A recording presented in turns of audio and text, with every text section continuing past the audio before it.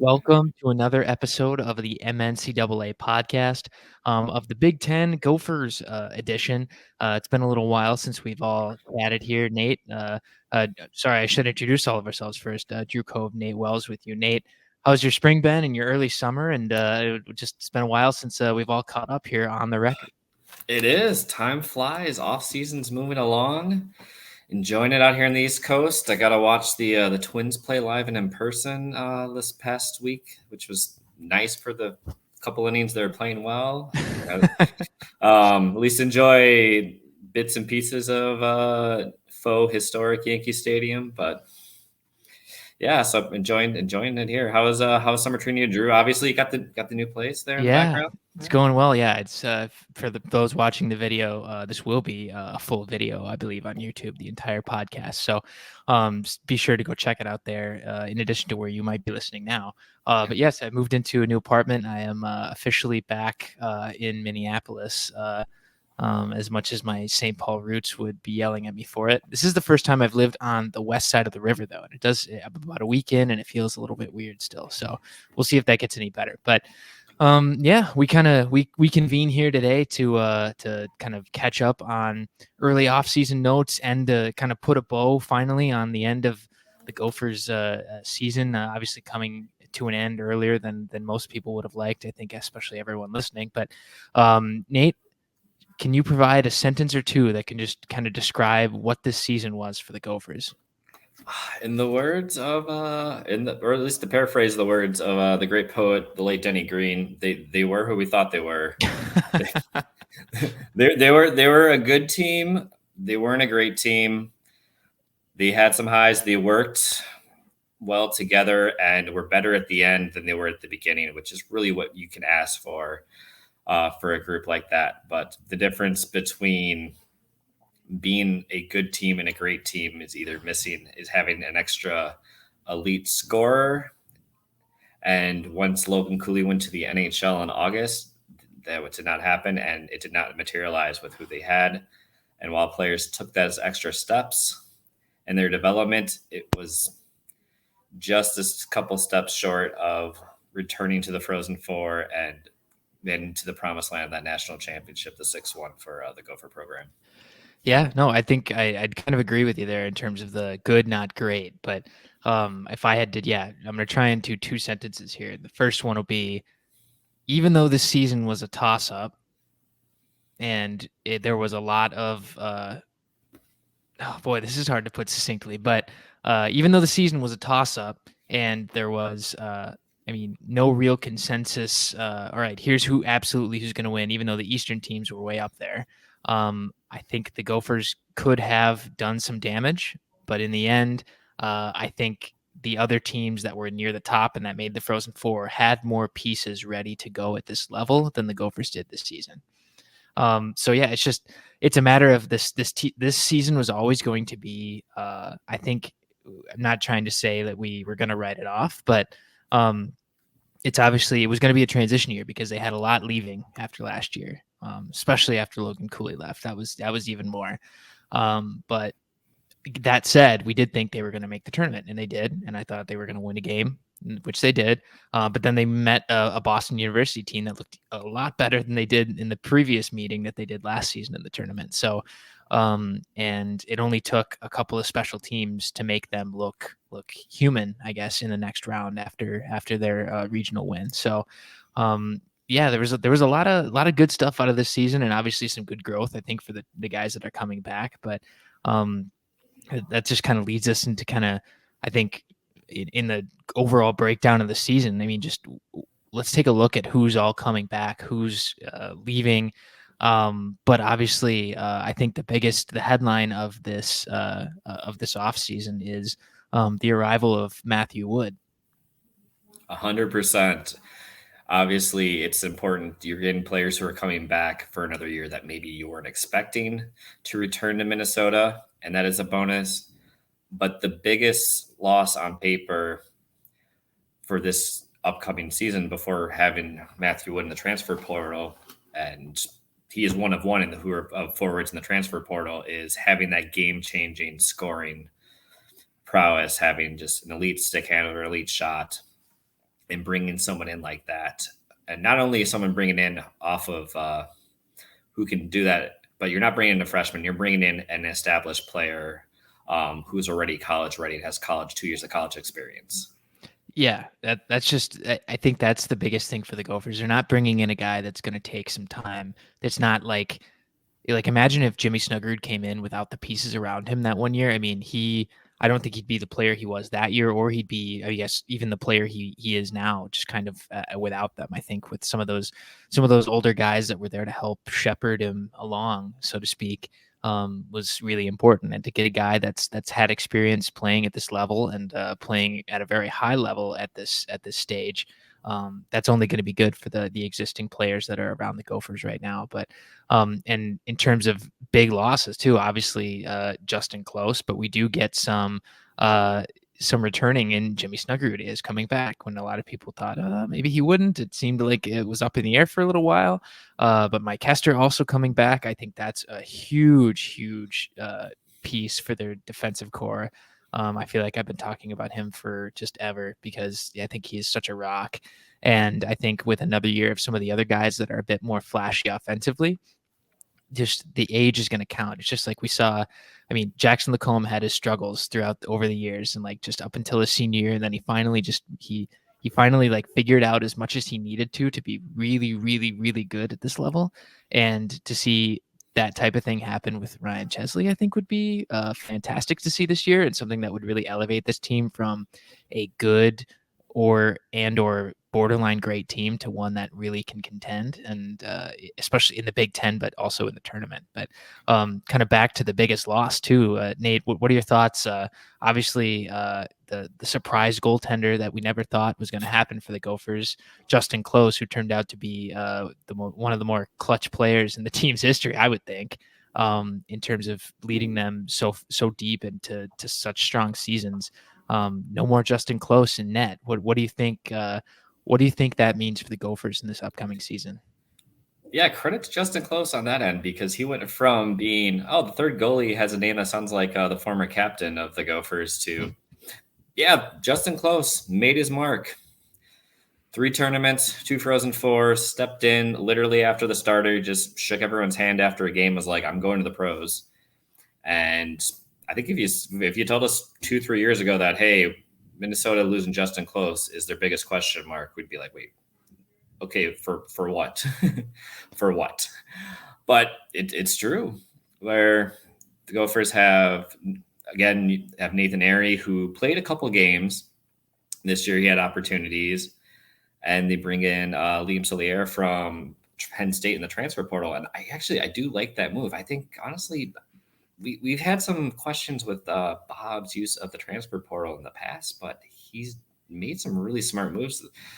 It feels like in this year's where the two are, you pick up the number one forward and someone who could be a game changer, and hopefully also having him there raises an Oliver Moore or raises your players, raises a Brody Lamb, who are player. You get those opportunities where you're seeing those guys jump from freshman to sophomore to junior, and not being put in a higher end position to succeed, but kind of still being able to make their mark. And you have Solier, who last year was a bit of a platoon in Penn State. 2 years ago, he was their back end, and he almost led the Nittany Lions to a Frozen Four.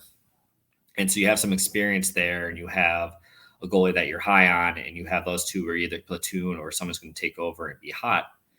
There's never a guarantee that somebody is going to be able to take up and take the mantle that Justen Close has had for the past 2.5 years with the Gophers. It doesn't matter who it is, but also we probably wouldn't be saying the same thing of, hey, when you lose the Mike Richter Award winner in the middle of the season, your third string goalie is going to step up and be that guy too. So you have those two kicks to the cans with a younger goalie you're high on and a senior for leadership and who has had the experience. You feel like you're in you're good hands, and you're just giving yourself opportunities. We'll see how it plays out during the season, but I do like both of those moves. Yeah, and we've seen how obviously, I mean, imagine right now, just imagine ourselves like 3 years ago and saying, all right, the same situation. Let's say, all right, it just in the same type of mindset. Imagine if Zach Weiss had to just jump in and be the starter come December. And that, I'm just that third string goalie guy who plays 20 minutes against the U.S. team, the U.S. under 18 team. Like that's the kind of like nobody was going to be high on Justen Close, and I mean he didn't. In fairness to himself and everybody else, no one had seen him play. No one had seen what he could do, and he is obviously over the last 3 years, he's certainly made his mark and showing everyone what he can do at such a high level. So obviously, yeah, I think that'll be a tremendous loss for the Gophers. But yeah, like you said, they're giving themselves options. I think it's a lot better than to just hand the reins. I mean, there is the Eric Shearhorn type mentality where it says, all right, you're a freshman, you're highly touted, come in and you're the guy. Here's 4 years. And really 3.5 when I guess once Bob came over and Matt Robson kind of did some of the net. But basically just giving the reins to a young guy, I this team is not necessarily, I think, in the same place to be able to do that. I think Bob was smart to get as many options as you can to say, all right, if we have 2 goalies that can start, great. If we have 2 of them that can fill in whenever needed, that's awesome. And if one can play more lights out than the other, we're going to roll with that one. And it's not necessarily a reflection on either of the 2, but it's just they're playing hockey to win. The Gophers are very much in a win now mode. And when a lot of people would think, well, they're always in a win now mode, but this team is continually reloading at this stage, and this new part of the transfer portal. They don't have to wait necessarily as long to be back into those hyper competitive windows. I think before the transfer portal, after the national final loss, I think that would have been with all those departures, it might have been a bit more of a downswing on the roller coaster. But now they're right back. I think they're right back there. I mean, with Matthew Wood coming in, that's the type of move you make when you say we're trying to get back to the national championship right now. And you got to be able to make sure that you're set on every end to make that type of thing possible. And goaltending, obviously we haven't seen a ton of what Nathan Airy can do yet. I think I liked what we saw against Colorado College when he got to play that game. That was one that I thought I took more stock in than some of the others to say, all right, it's not just it's not like when he played against Robert Morris or against I guess in any type of exhibition game. So the cleanup minutes against Notre Dame. I think we just named his entire season. Exactly. So you got to take I just want to see all right, when I remember when he played that game, I said, okay, this is a team that is legitimately competitive. Let's see how he fares against them, because it's always, you never know until you know. And just like Justen Close has said, well, I mean, we know how he played against the U.S. under 18 team in a period of play, but how is he going to play against Michigan?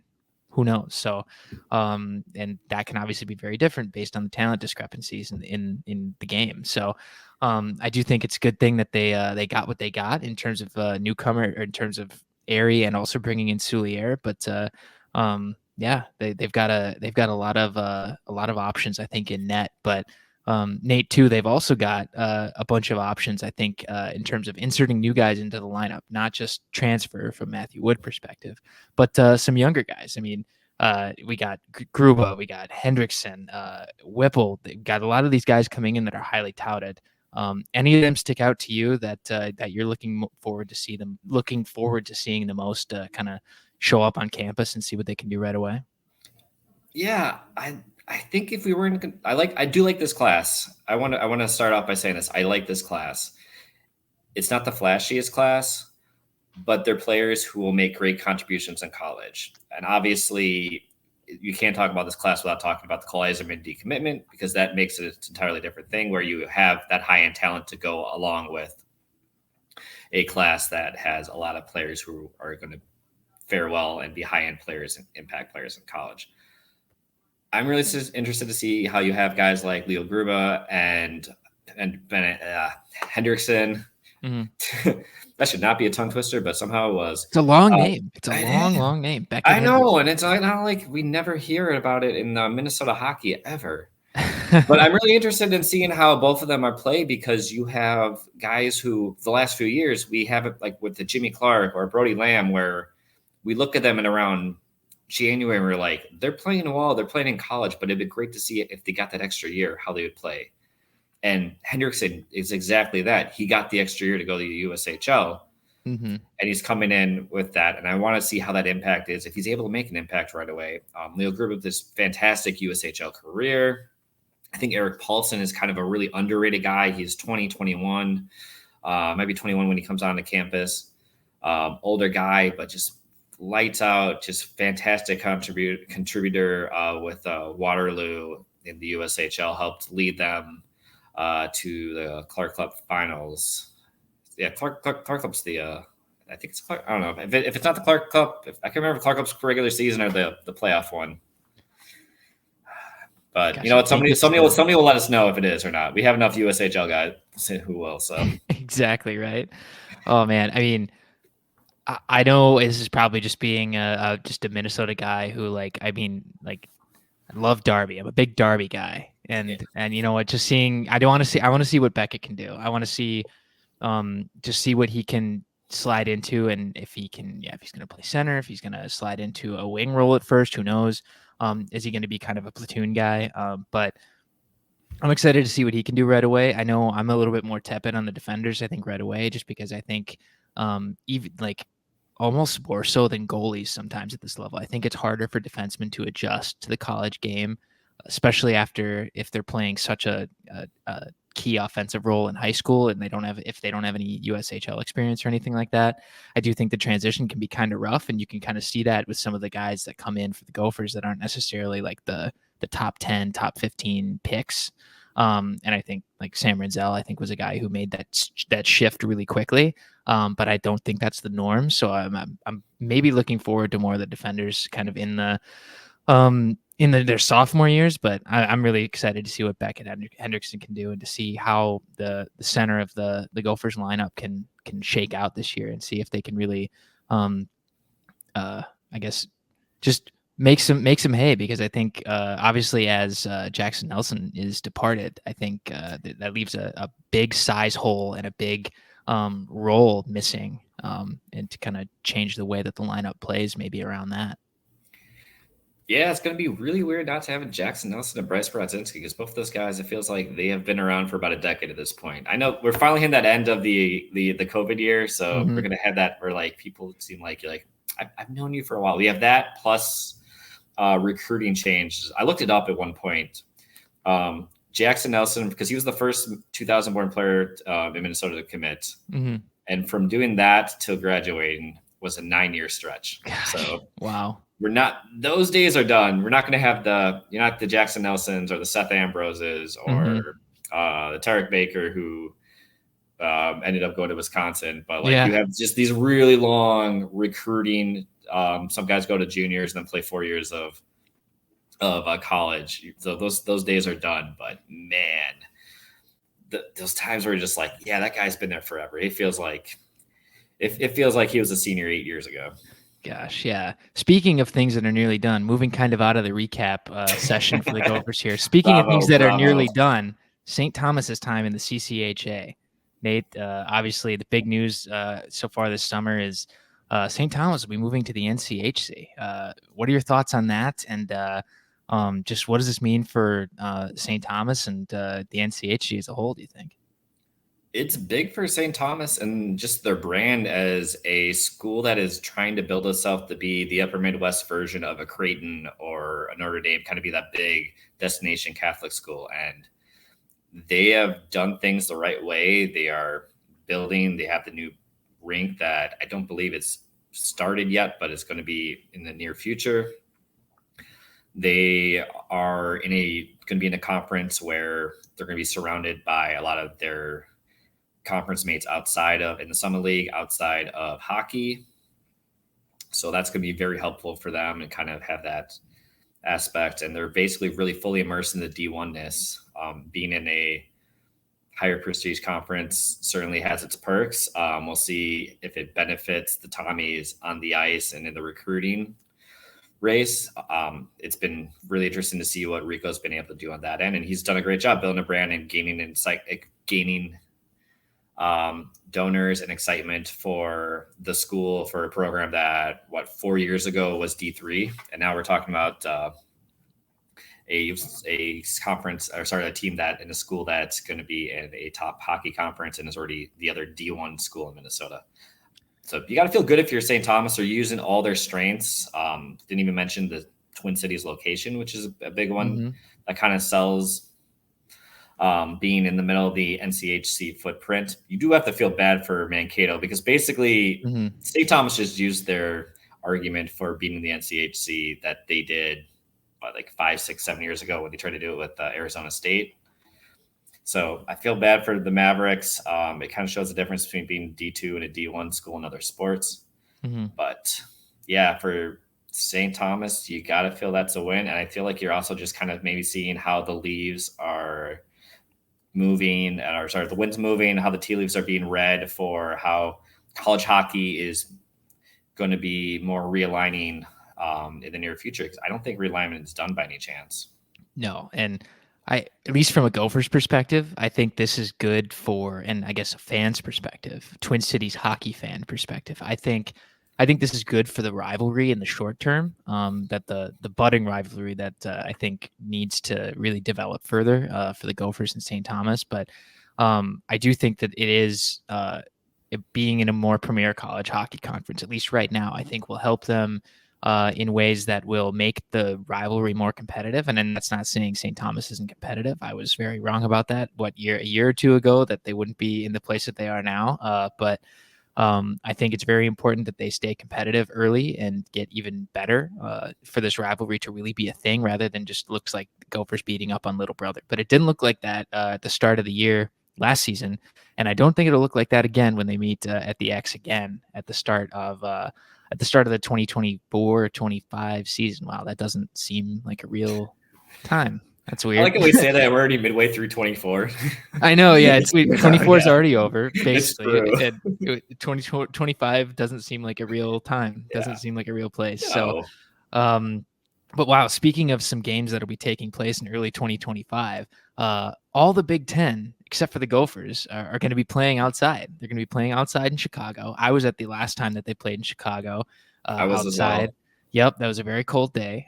But it looks like, obviously, news breaking actually the day of our recording from our friend Todd Valesky, that the Badgers are organizing the rest of the Big Ten to play in games at Wrigley Field in Chicago after the Winter Classic happens. But the Gophers being a 17 conference, the Big Ten, the Gophers would be the only one that aren't. So Nate, what are your thoughts on the not having an excuse to go to Chicago and sit outside and watch a hockey game?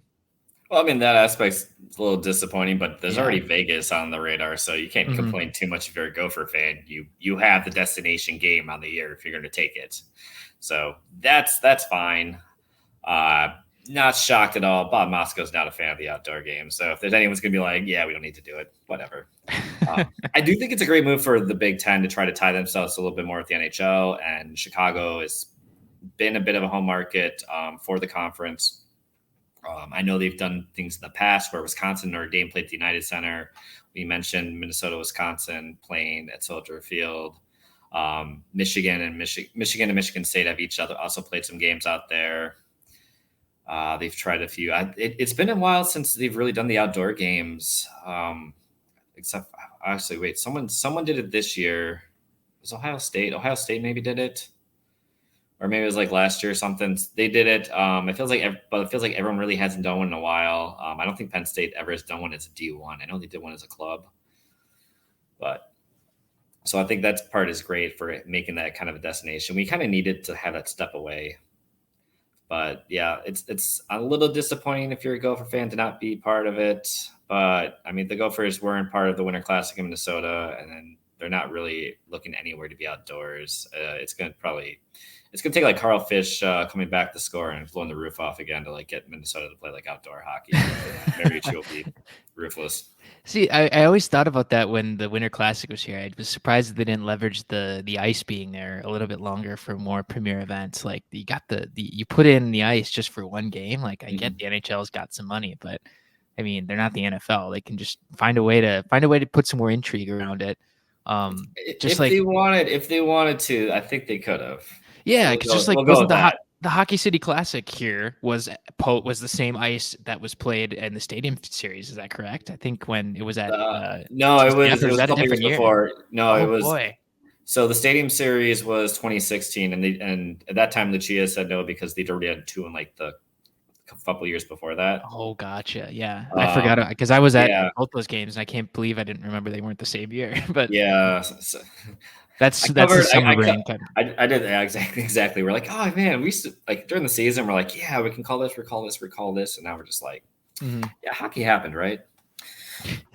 The Gophers, yeah, they're in the NCAAs. I remember that now. Yeah. Oh yeah. Yeah, but it's all coming back. Yeah, Jackson Nelson scored a bunch Right at the end.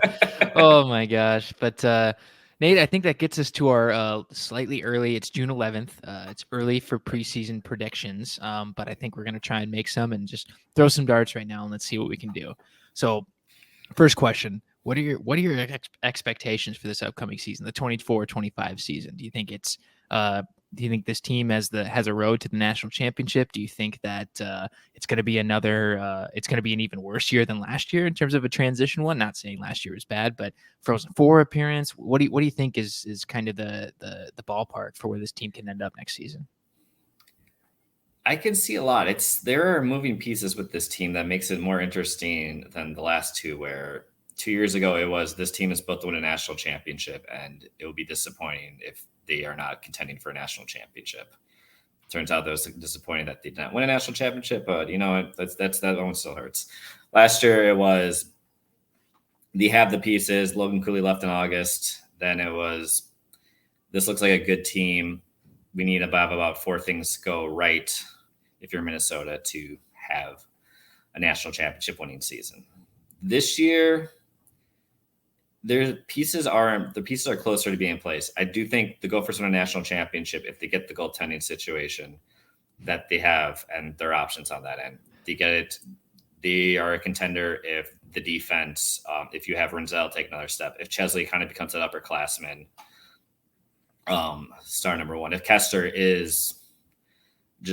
does what he is healthy and does what he does best, and having that opportunity where you have 2-3 solid lines in the blue line, you have the high-end scoring. Jimmy Snuggerud kind of becomes a Hobie Baker candidate, and you have those pieces, you have those opportunities.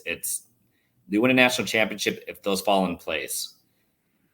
If you're just looking for it on like a regular basis, if you're not overachieving, you're not regressing down a little bit to the mean, this should be a top 5 team in the nation. And that is a great place to be. You have opportunities to play well. I think if you're Minnesota, a Frozen Four could be in the cards. It's a better chance than it was. We're talking, I wouldn't say 12 months ago because they still have Logan Cooley, but we're talking about it in September then. So if you're Minnesota, you do have to be feeling like you were setting yourselves up for an opportunity to make a Frozen Four, contend for a national championship. And if you're able to do that 4 years in a row, where your down year is we're a top 10 team, your program is in a good place. What do you think, Drew? Very good place. And I think you took a lot of the words out of my mouth. I think the biggest thing is the goaltending. I think if they can find if one of those guys can be as a Justen Close number one, or if both of them can play at that level and they can just throw them both into that, they just need at least if one guy can consistently play as a top 10, top 5 goalie in the league, I think this team is national championship bound. But I think, like you said too, the key point of no regression, no overachieving. I think this is a team that wins a game or two in the tournament. So they could, a Frozen Four team, just a high seed regional that wins a game and maybe loses in the second one. That's with no changes, I think, to any performance. But I do think, yeah, like you said, Chesley can and probably should take a step. I think Sam Renzel is poised to take a big step. I think some of the guys, I think Connor Kurth, I think Brody Lamb are poised to take a big step. I can't wait for that to be realized, because I feel like I've been talking about Brody Lamb forever. But same with Matthew Wood. And I think that kind of gives them a leg up, I think, to say, all right, we can just insert this guy. And he's kind of a cost that we didn't consider from last year. So I do think that this team I think that's a great way to put it, by the way. It's that there's a cost they weren't able to consider, and that you're kind of at a point where they're going to be able to have to learn, and they're going to have to grow throughout the season as they've done the last few. But where they're starting over this year compared to last season is a little closer to where they finished. Mm-hmm. Yeah, no, that makes a lot of sense. And obviously, with the competition coming against the Gophers here throughout the season, obviously there's a lot of teams that played very well, and we saw firsthand here with the Frozen Four being in St. Paul. But Nate, who do you think scares you the most if you're the Gophers for potentially national championship bound across the nation or just in the Big Ten? Well, there's a couple teams still. There's a couple teams in Boston still have some big names. They lost some big names. They may still lose some big names. We'll see if you're in the case of BU. I would say it really speaks highly to college hockey that you have a lot of potential top 10 picks who are all going back and being like, you know what? Hey, I might come back and play a second year of college hockey. This development is great for me. And it really does speak to the development of college hockey that so many high-end players are taking that option and taking a second year in to play college hockey and physically develop before they reach the professional level. So those two out there, there's a few. I mean, Denver's still the champs, so you have to give the credit to the champs where they are. I think they lost a little bit more than they would like, but that is kind of the case where you're gonna when you win 2 championships in 3 years. I'm really curious to see, when we're going back to the Big Ten, how Michigan State takes this year and what they've learned from it and what they're able to add to it with some high-end players, some interesting transfers.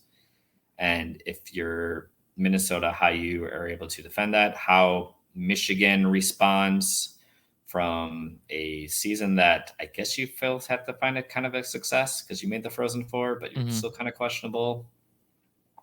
What does Wisconsin do where you have year 2 of Mike Hastings? You have a lot of opportunities on there at that end. And it's just, honestly, there's a lot of really interesting stories in college hockey that are going to make this season just fantastic to watch and follow along. Yeah, those are my two. I think Michigan State and Wisconsin. I think obviously I think Michigan State is a bit more stable in terms of the progression upwards. But I'm more worried about either of those two teams being all right. Was last year a spike and they're going to regress heavy, or are they going to ascend even higher at such a fast pace like they did last year. So if I'm the Gophers for Big Ten supremacy and for kind of edging people out in the for national presence too, I'm worried about Wisconsin and Michigan State, and I'm interested to see how they start the year, to see if was last year just kind of an overachieving fluke, but still steps in the right direction, or are they really going to be world beaters right away and be even better in the tournament this coming year? But yeah. It's going to be really interesting, especially I feel like for the Michigan State, where it's how do you handle success? Because it's that position that the Spartans have not been in at least a decade, if not more. And having that, being able to take all those expectations of, oh, this is a top team versus we're able to kind of come under the radar and surprise and outplay and out hustle. They're not going to have that opportunity this year. And that is going to be really, for me, that's just really fascinating to see. There's a few other teams out. There's a few other teams out east. I'm kind of curious to see. I'm kind of curious to see how Providence does. I'm curious what North Dakota has to do, where they bring in some really talented players. They obviously trade them, but they lost a bunch too. But I feel like that's just kind of been the Fighting Hawks at Mo the last few years. So there's a lot of, like we mentioned, like we probably could go on for the next 30 minutes about just the number of great stories of college hockey, and we'll have some opportunities before the season starts too. So.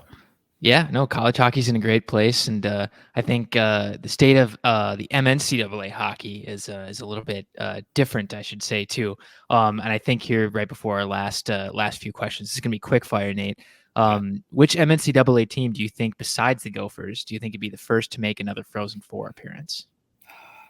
I mean, I choose none of the above because it's honestly, I was preaching this at the time. And I wish people more did have how that golden age of Minnesota college hockey, when the Gophers were still a top 10 team, maybe the 4th Minnesota team.